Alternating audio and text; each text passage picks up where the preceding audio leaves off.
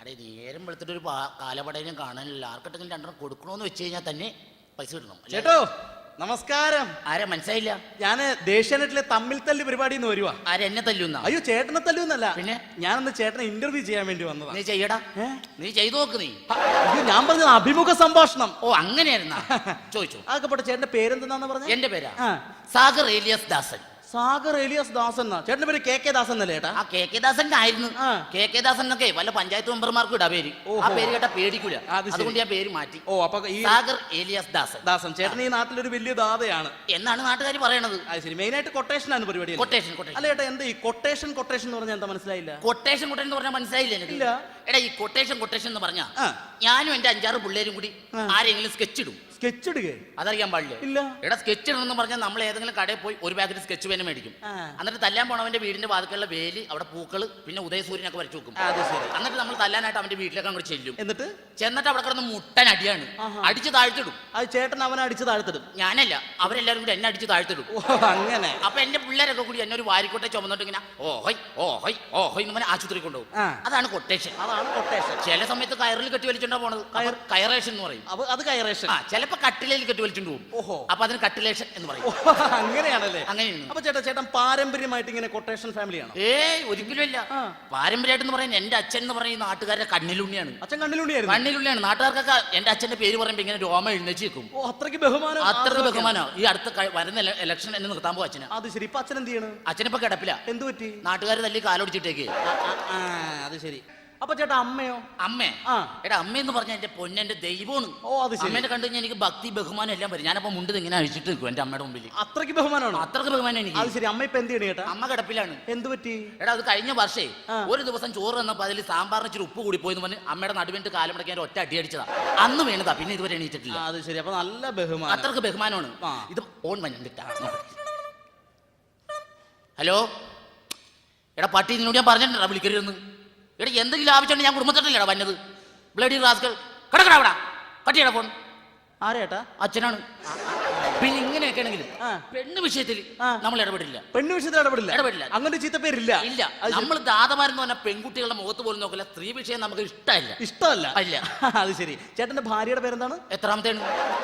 അല്ല എത്ര ഒന്നാമത്തെ ആണെങ്കിൽ വിനോദിനി, മറ്റത് സരസു, പിന്നെ കുമ്പളങ്കാരത്ത് വരുത്തിണ്ട്, അവള് ചത്തുപോയി തോന്നണം.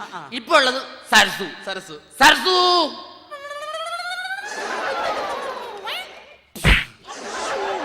പണിയായിട്ട് കാണിക്കുന്നത്. സ്വന്തം ഭാര്യനെ എടുത്ത് മർദ്ദിക്കാവോ? ഇങ്ങനെയൊക്കെ ചെയ്യാവോ ചേട്ടാ? എടാ വെള്ളം അടിച്ചു കഴിഞ്ഞാൽ എന്റെ ഒരു സ്റ്റൈൽ ഇതാ.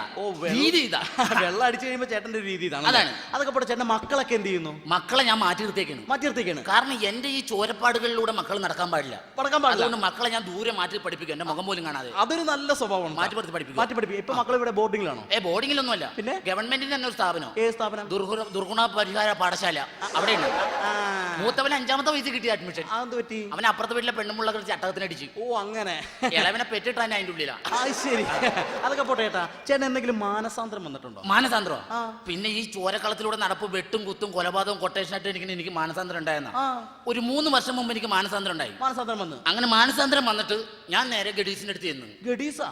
അല്ല പള്ളിയിൽ അച്ഛൻ്റെ അടുത്ത് തന്നെ. ഓ പള്ളിയിൽ അച്ഛൻ്റെ അവിടെ ചെന്നിട്ട് ഗഡീസിനോട് ഒരു ഐസേ നമുക്ക് ഇങ്ങനെ പോലെ സീനുണ്ട്, അപ്പൊ എന്തെങ്കിലും പൂതിയാക്കണം പറഞ്ഞാൽ നമുക്ക് അതൊന്ന് ബ്രിട്ടക്സ് ആക്കി തന്നെ പറഞ്ഞു. കുമ്പസാരിക്കാൻ വേണ്ടി പോയി. അതന്നെ. അത് ശരി. കാര്യങ്ങളൊക്കെ നമ്മളിങ്ങനെ ബ്രിട്ടക്സ് ചെയ്ത് പ്രശ്നം അവസാനം പറഞ്ഞു തീർന്നപ്പോഴല്ല ഐസ ചാടി അങ്ങ് എണീറ്റ്. എന്നിട്ട് ചാടി എന്നിട്ട് ലോഹം മടക്കുത്തിട്ട് പറയാ വെച്ച് പൊളിയല്ലേ അന്ന്. പിന്നെ എനിക്ക് മാനസാന്തരം വന്നിട്ടില്ല. അപ്പൊ ചേട്ടൻ ഇതുവരെ അങ്ങനെ വേറെ മാനസാന്തരങ്ങളൊന്നും വന്നിട്ടില്ല. അതൊക്കെ പോട്ടെ. ഈ കഴിഞ്ഞിടെ ചേട്ടൻ ആ ചാക്കോ ചേട്ടന്റെ കയ്യും കാലും തല്ലി ഒടിച്ചെന്നൊക്കെ പറഞ്ഞിട്ടില്ല? നമ്മുടെ ഇപ്പഴത്തെ ചാക്കോ ചേട്ടന്റെ കൈ വെട്ടിക്കളയത്. എന്താണ്? അവൻ എന്റെ പെണ്ണുമ്പിള്ളേനോട് അസഭ്യം പറഞ്ഞു. പെണ്ണുമ്പിള്ളയുടെ അസഭ്യം പറഞ്ഞു? എന്റെ ഭാര്യയുടെ അടുത്ത് അസഭ്യം പറഞ്ഞു കൈ വെട്ടിക്കളഞ്ഞു. അത് വേണം. നിങ്ങളുടെ അടുത്ത് അസഭ്യം പറയുക, അശ്ലീലം പറയുകയൊക്കെ ചെയ്ത് അത്ര മാത്രമേ ചെയ്തുള്ളൂ. ഓക്കെ. എന്താ പറഞ്ഞെന്താണ്? അവൻ എന്റെ പെണ്ണുമ്പിള്ളനെ കണ്ടോ പറയണ, എടാ എടി നിന്റെ ഭർത്താവിന് പണിയൊന്നും ഇല്ല, അവന് ഞാൻ എന്തെങ്കിലും ജോലി മേടിച്ചു കൊടുക്കാം. അസഭ്യമല്ലേ പറഞ്ഞത്? അതാണ് ഞാൻ കൈവിട്ടില്ല. നമ്മളെ കൊണ്ട് പണിയെടുത്ത് തിന്നാൻ പറ്റുമോ? അങ്ങനെ. അപ്പൊ ചേട്ടാ ഇത്രയും കാലത്തിനിടയ്ക്ക് ചേട്ടന് മറക്കാൻ പറ്റാത്ത എന്തെങ്കിലും അനുഭവങ്ങളുണ്ട്? മറക്കാൻ പറ്റാത്ത അതായത് ഞാൻ സൗത്ത് ബസ് സ്റ്റോപ്പിൽ നിൽക്കുകയാണ്. അപ്പൊ ഒരു ഗഡീസ് നമ്മുടെ അടുത്ത് വന്നിട്ട് ചോദിക്കാണ്, ഐസ് സമയം എന്തായിരുന്നു? ചേട്ടന്റെ അടുത്ത്? എന്റെ അടുത്ത്. അവൻ ആളറിയില്ല, ദാതയാണെന്നുള്ള അറിയാൻ മേലല്ല. ചേട്ടന്റെ അടുത്ത് വന്നിട്ട് സമയം എന്തായിരുന്നു? സമയം എന്തായിരുന്നു ചോദിച്ചു. നമ്മൾ വഴക്കിനും വക്കാണത്തിനും ഒന്നും നിന്നില്ല, അങ്ങോട്ട് മാറി. നമ്മുടെ മര്യാദ. അവൻ ആളറിയില്ല. പിള്ളേര് പോട്ടെ, അപ്പൊ അവൻ വീണ്ടും വന്നേക്കണ്. സമയം എന്തായിരുന്നു? പിന്നെയും വന്ന് അവര് കൊടുക്കണ്ടേ? അവന്റെ നാശത്തിനല്ലേ? അവന്റെ നാശത്തിനാണ്. അവിടെ ഞാൻ സംയമനം പാലിച്ചു. ഞാൻ അങ്ങനെ മാറി. പിന്നെ നമ്മുടെ മര്യാദ കാണിച്ചു. മൂന്നാമത് അവന്റെ എന്റെ അടുത്ത് വന്നിട്ട് ചോദിക്കുകയാണ്, ചേട്ടാ സമയം എന്തായിരുന്നു? അതാണ് അവന്റെ അഹങ്കാരം. അപ്പൊ നമ്മുടെ രക്തം തിളച്ചിട്ടുണ്ടല്ലോ, കുനിച്ച് നിർത്തിയിട്ട് നല്ല കൂമ്പിനൊക്കെ ഇടിയാൻ കൊടുത്തിട്ടുണ്ടല്ലോ. മൂക്കിൽ നിന്നും മയനും ചോര വന്ന് അവിടെ ഇട്ടു. അവിടെ വീണ് ഞാൻ നേരെ വീട്ടിൽ പോയി. വൈകുന്നേരം ഞാൻ വീട്ടിൽ നിന്ന് ഇങ്ങനെ ചായ കുടിച്ചിരിക്കുന്ന സമയത്ത് അവനൊരു 10-15 പേരായിട്ട് വീട്ടിലേക്ക് വന്നേക്കാണ്. പകരം വീട്ടാൻ കണ്ടപ്പോഴേ എനിക്ക് തോന്നി പണി നടക്കുന്നു. ശരി. അരമതിൽ ചാടി അങ്ങ് കടന്ന് അടിയങ്ങ് തുടങ്ങി. പൊരിഞ്ഞടി. എന്നിട്ട് അടിച്ചങ്ങ് മുറുക്കി നിൽക്കാൻ അടി അങ്ങോട്ട്. ശരി. ചേട്ടൻ അവരെ ശരിക്കും അങ്ങ് ഇടിച്ച്? അല്ല, ഞാനല്ല, അവരെല്ലാരും കൂടി എന്നെ അടിച്ച്. അവരെല്ലാരും കൂടി ചേട്ടനെ ഇടിച്ച്. പക്ഷെ വേറെ കാര്യമുണ്ട്, ഈ 10-15 പേര് നിന്ന് അടിച്ചിട്ടുണ്ടല്ല, നിന്നിടത്ത് ഞാൻ അനങ്ങിയില്ല. ധൈര്യം കൊണ്ടല്ല, പിന്നെ മതിലെ ചാരി തിരിച്ച് അനങ്ങാൻ പറ്റുമോ? അങ്ങനെയാണ്. വീട്ടിൽ കൊണ്ട് ചോര കുളിച്ച് ഇങ്ങനെ കിടക്കാണ്. അപ്പൊ രക്തം തിളച്ചേക്ക് നമുക്ക് ദേഷ്യം. അപ്പൊ അതിൽ ഒരുത്തൻ ഒറ്റക്ക് എന്റെ അടുത്തോട്ട് ഇങ്ങ് നടന്നു വന്നു. ഒറ്റക്ക് ഇങ്ങ് വന്നു. അവനെന്ന് മേടിക്കും. അവൻ എന്റെ മുഖത്തൊക്കെ ചോദിക്കാണ്, നാണാവൂലേട്ടാ 2ാം ക്ലാസ്സിൽ പഠിക്കുന്ന കൊച്ചിനെ പിടിച്ചതല്ലായിരുന്നു. അപ്പൊ 2ാം ക്ലാസ്സിൽ പഠിക്കുന്ന പിള്ളേരെ എടുത്തു വെച്ച് തല്ലിയതല്ലേ? പിന്നെ 10ൽ പഠിക്കുന്ന പിള്ളേരെ തല്ലി അവരെന്നെ തല്ലൂലേ? സരസു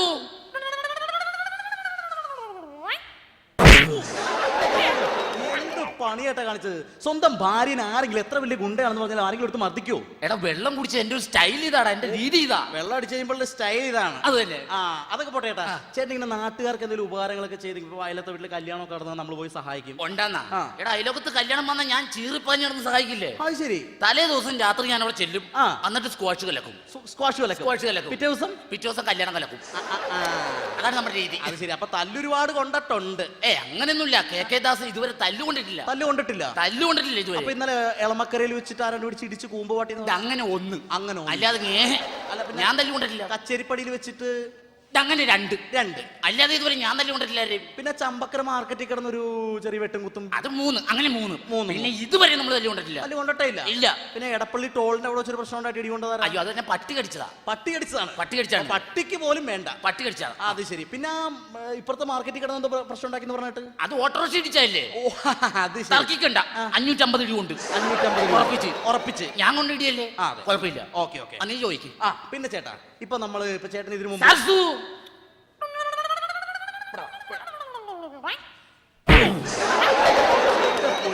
സ്വന്തം ഭാര്യനെ എടുത്ത് ഇങ്ങനെ മർദ്ദിക്കണം ശരിയല്ല. ഞാൻ ഈ കാര്യങ്ങൾ പറഞ്ഞേക്കാം. എന്റെ സ്റ്റൈൽ ഇതായി പോയില്ലേ? വെള്ളം അടിച്ചു കഴിഞ്ഞാൽ ചേട്ടന്റെ സ്റ്റൈൽ ഇതാണ്. ഓക്കെ. ആയിക്കോട്ടെ. അതൊക്കെ പോട്ടെ. ചേട്ടൻ ആരെങ്കിലും ഒതുക്കിയിട്ടുണ്ട് ഇതിനു മുമ്പ്? ഒതുക്കിയിട്ടുണ്ടെന്നാ? ചമ്പക്കര ബ്രൂണോനെ ഞാനല്ലേ ഒതുക്കിയത്. അത് ശരി. എടാ, അവൻ എന്നെ കണ്ടു കഴിഞ്ഞാൽ മുറ്റ് ഭയങ്കര സീനാണ്. അവൻ എന്നെ കണ്ടു കഴിഞ്ഞാൽ അവസാനം മലത്തി കളഞ്ഞ് ഈച്ചാർത്ത് കിടന്ന്. അത് ശരി. ചമ്പക്കര ബ്രൂണോ എന്ന് വെച്ചാൽ അത്രയ്ക്ക് വലിയ കൊലയാളിയാണ്? കൊലയാളിയല്ല, പട്ടിയാണ്. സെക്കൻഡ് ഷോ കഴിഞ്ഞ് വീട്ടിൽ കയറാൻ പറ്റില്ല. ഭയങ്കര ശല്യോട് കൊന്നിയാൻ വിഷം കൊടുത്തു. അത് ശരി. കണ്ട പട്ടീനെയും പൂച്ചനെയൊക്കെ കൊന്നിട്ടാണ് നിൽക്കണത്. ശരിയാ. അതൊക്കെ പോട്ടെ ചേട്ടാ.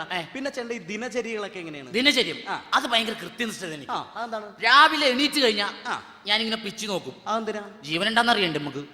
പണി ഇതാണല്ലോ. പിച്ച് നോക്കും. അതിനുശേഷം എഴുന്നേച്ചിട്ട് 2 കുച്ചി പുട്ടും 4 ഏത്തപ്പഴം ഒരു 12 മുട്ടയും കഴിക്കും. അത് ശരി. അപ്പൊ പല്ലൊന്നും തേക്കില്ലേ? എന്റെ മോണക്ക് കംപ്ലൈന്റ് ഉണ്ട്, അതുകൊണ്ട് പല്ലിയേക്കാൻ പാടില്ല. അതിനുശേഷം നല്ല സെറ്റപ്പിൽ ഡ്രസ്സൊക്കെ ചെയ്ത് കൊട്ടേഷന് പോയി നമ്മൾ. അയ്യോ, അപ്പൊ കുളിയൊന്നും ഇല്ലേ? എടാ, എനിക്ക് വെള്ളം പേടിയാടാ. അത് ശരി. ചുമ്മാതല്ലേ ഇവിടെ ഒരു വാസന. അത് തന്നെ.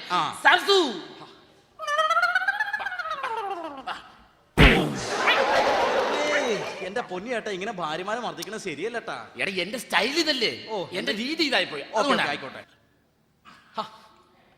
എന്റെ പൊന്നിയേട്ടാ, എന്ത് തോന്നിയ കാണിക്കണത്? എന്താണ് ഇങ്ങനെ മദ്യപിച്ചൊക്കെ നടക്കാൻ പാടണ്ട?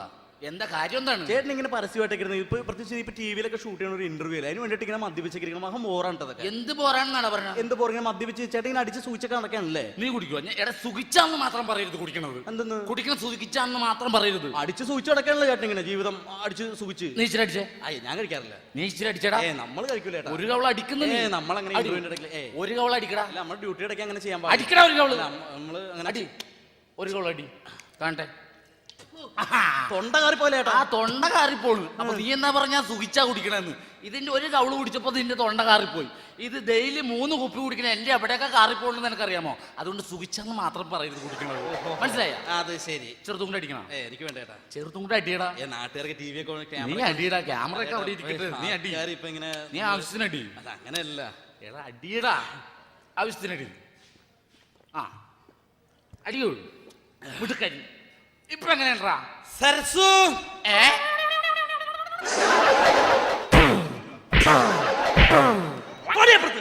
എന്താണ് ഇത്? വെള്ളം അടിച്ചു കഴിഞ്ഞാൽ എന്റെ ഒരു ശീലം ഇതാടാ.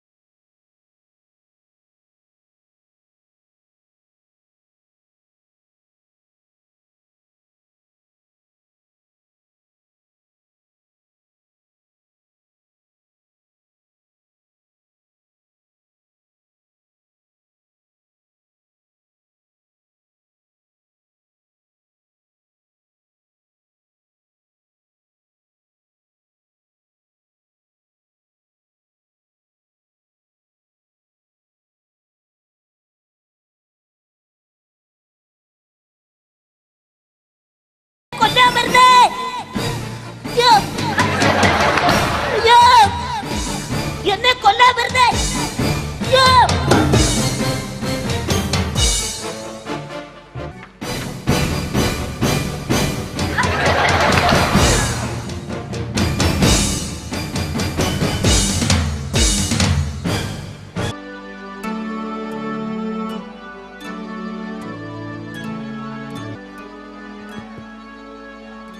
അച്ചോ, ഈശോ മിശിഹായ്ക്ക് സ്തുതിയായിരിക്കട്ടെ അച്ചോ.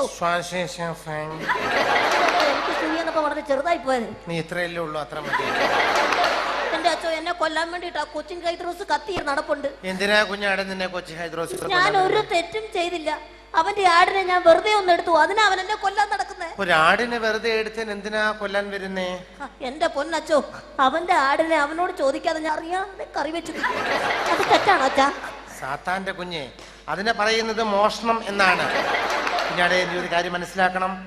നീ ആ ഹൈദ്രോസിന്റെ ആടിനെ മോഷ്ടിച്ചിട്ട് മരിച്ച് സ്വർലോകത്ത് ചെല്ലുമ്പോൾ കർത്താവ് ചോദിക്കും, നീ അവന്റെ ആടിനെ എടുത്തോ, അത് എവിടെയാണെന്ന് ചോദിക്കുമ്പോൾ നീ എന്ത് ചെയ്യും? എന്റെ പൊന്നച്ച, അതൊക്കെ കുറെ നാൾ കഴിഞ്ഞു മരിച്ചു സ്വർഗത്തിൽ ചെല്ലുമ്പോഴത്തെ കാര്യല്ലേ പറയുന്നേ. അപ്പൊ ആടും ഉണ്ടാവും, ഞാനും ഉണ്ടാവും, അവനും ഉണ്ടാവും, ചിലപ്പോ അച്ഛനും ഉണ്ടാവും. അച്ഛന്റെ മുമ്പിൽ വെച്ച് ഞാൻ അവന്റെ ആടിനെ അവന് കൊടുത്തേക്കാം, പ്രശ്നം തീർന്നില്ലേ? അയ്യോ അച്ഛാ, എന്നെ രക്ഷിക്കച്ചാ. എന്റെ കുഞ്ഞെ, ഞാൻ എനിക്ക് അറിയത്തില്ല, ഞാൻ എന്നാ ചെയ്യാനാ? എന്റെ പൊന്നച്ച, എന്തെങ്കിലും ഒരു വഴി കാണും, എന്നെ രക്ഷിക്ക്. നിന്നെ രക്ഷിക്കാൻ ഞാൻ ഒരു വഴിയും കാണുന്നില്ല. എടാ, എവിടെ പോയി ഒളിച്ചാലും നിന്നെ ഞാൻ വിടില്ല. ഈ ഹൈദ്രോസിന്റെ കയ്യിൽ നിന്ന് ഒരു പന്നിയും രക്ഷപ്പെട്ടില്ല. പത്തി. അച്ഛോ, ഞാനൊരു വഴി കാണുന്നുണ്ട്.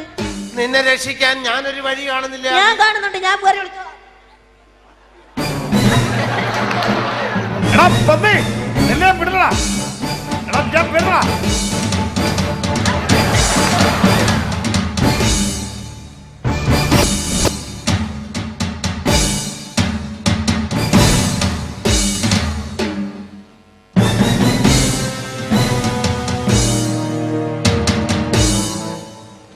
ഈശോമിശിഹായ്ക്ക് സ്തുതിയായിരിക്കട്ടെ. എപ്പോഴും വല്ലപ്പോഴും ഒക്കെ അങ്ങനെ ഇരിക്കട്ടെ. അച്ഛാ ഓ, ആ ശശി ഇങ്ങോട്ട് പോകുന്നത് കണ്ടായിരുന്നോ? ഞാൻ ശശിയെ കണ്ടില്ലല്ലോ അച്ഛാ ഹൈദ്രോസ്. എന്ത് തെമ്മാടത്തിനും കാണിച്ചെന്നറിയാമോ? എന്താണ്? എന്റെ ഭാര്യ കഷ്ടപ്പെട്ട് വളർത്തിയ ഒരു ആടിനെ അവൻ കൊന്നു നിന്നച്ചാ. അവനെ കൊല്ലണം. ആ കൊല്ലണം, അതാണ് ഞാൻ വന്നത്. അച്ഛറിയാവോ, ഒരു ഗുണ്ട എന്റെ ആടിനെ പൊട്ടിക്കാൻ ഉണ്ട് എങ്ങനെ തയ്യാറാന്ന് എനിക്ക് മനസ്സിലാവാത്തത്. ഞാൻ അവനെ കണ്ടിട്ടേ ഇല്ല ശശി. അവൻ ഇവിടെ ഇങ്ങോട്ടോ പോകുന്നത് ഞാൻ കണ്ടല്ലോ. ഇങ്ങോട്ട് എവിടെ? ഇങ്ങോട്ട് വന്നവൻ. ഞാൻ ഇവിടെ വരെ കണ്ടല്ലേ ഓടി വരുന്നത്. അച്ഛനറിയാതെ അവൻ എങ്ങോട്ട് പോവില്ല. ഞാൻ അവനെ കണ്ടിട്ടേ ഇല്ല ഹൈദ്രോസേ. ദേ, ഒരു വൈദികനോടെ ചോദിക്കുന്നത്, കള്ളം പറയരുത്. എന്റെ ആടിനാണ് അവൻ കൊന്നു നിന്നത്. അച്ഛൻ മര്യാദയ്ക്ക് പറഞ്ഞു. അവൻ ഇവിടുന്ന് എവിടെ പോയിട്ടില്ല. എന്റെ ഹൈദ്രോസേ, ഞാൻ ചെകുത്താന്റെയും കടലിൽ നടക്കുകയാണ്. ഞാൻ കണ്ടിട്ടേ ഇല്ല. അച്ഛാ ഉള്ളത് പറഞ്ഞോ. അവൻ എവിടെ ഉണ്ട്? അച്ഛൻ എവിടെ പോവില്ല. അവൻ മര്യാദയ്ക്ക് പറഞ്ഞോ. ഈ ഹൈദ്രസ് ഉണ്ടല്ല, കത്തി ഒറേ നൂരിയാല് രക്തം കണ്ടിട്ട് ഇവിടെ കുത്തികളോ. മര്യാദയ്ക്ക് പറഞ്ഞു. അയ്യോ ഹൈദ്രോസേ, ഞാൻ പറയാം. ഞാൻ അന്വേഷിച്ചുകൊണ്ടിരിക്കുന്നത് ആ കറുത്തിട്ടുള്ള ആ കുഞ്ഞ കള്ളനല്ലേ? അതെ, ആ കൊച്ചു കള്ളൻ എന്റെ ലോയ്ക്കുള്ളിലുണ്ട്. അയ്യേ വൃത്തികെട്ടവൻ. ഹൈദ്രോസേ, നീ അന്വേഷിച്ചുകൊണ്ടിരിക്കുന്ന കറുത്ത കുഞ്ഞു കള്ളനല്ലേ? അത് തന്നെ. തെമ്മടത്തിൽ പറഞ്ഞോ. ആ കുഞ്ഞുകളെ ലോഹയ്ക്കകത്തുണ്ടെന്ന ഒരു നീ വൈദ്യുതി. എന്താണ് തെറ്റിദ്ധരിച്ചിരിക്കുന്ന അറിയില്ല ദൈവമേ. എടാ സാത്താന്റെ കുഞ്ഞ്, എന്റെ ലോഹിക്കുള്ളിലുണ്ട് ആ കുഞ്ഞു കള്ളൻ. തെമ്മടത്തിൽ പറഞ്ഞ അച്ഛൻ നോക്കില്ല, കുത്തി മത്തുകളെ പന്നി. ആഹാ, നിനക്ക് സംശയമുണ്ടെങ്കിൽ നീ പൊക്കി നോക്കിക്കോളൂ. അയ്യേ എന്നാ ഞാൻ പൊക്കി തരാം. നീ പുറത്തേക്ക് പോടാ. നിന്നെ ആരാ വൈദ്യുതി കാണിച്ചിടാം. ഒരു വൈദികനാണ് പറഞ്ഞേ. ഒരു വൈദികനെ പറ്റി ഇത്രയും മോശമായി പറയാനേ പാടില്ല. ഉണ്ടേ പുറത്തേക്ക് വന്നോളൂ.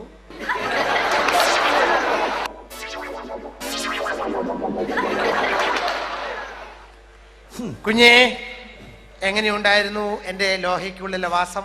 വാസമൊക്കെ സുഖപ്രദമായിരുന്നു അച്ചോ. ഒറ്റ അപേക്ഷയേ ഉള്ളൂ. എന്താണ്? വല്ലപ്പോഴും എങ്കിലും ഈ ലോഹയും ആ അരമനയൊക്കെ ഒന്ന് കഴുകിയിടച്ചോ. നിന്റെ കൊല്ലി